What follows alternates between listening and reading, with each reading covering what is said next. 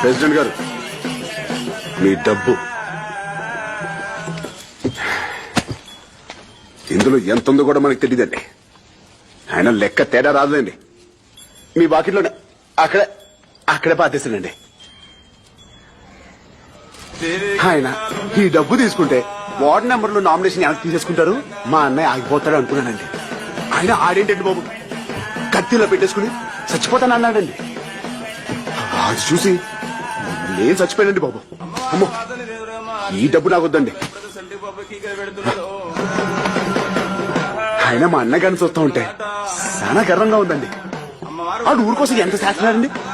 అలాంటి ఊరి కోసం నేను ఇంక ఎంత చేయాలండి? చేస్తానండి, చేస్తానండి. మర్చిపోయినండి, ప్రెసిడెంట్ గారు ఎన్నో పూజలు చేస్తారు. ఆయన వెనకాల బోల్డ్ అని శక్తులు ఉన్నాయి. ఆయనకి ఎవరైనా ఎదురెళ్తే ఆ శక్తులే ఆవిని చంపేస్తాయి అని ఊరంతా చెప్పుకుంటున్నారండి.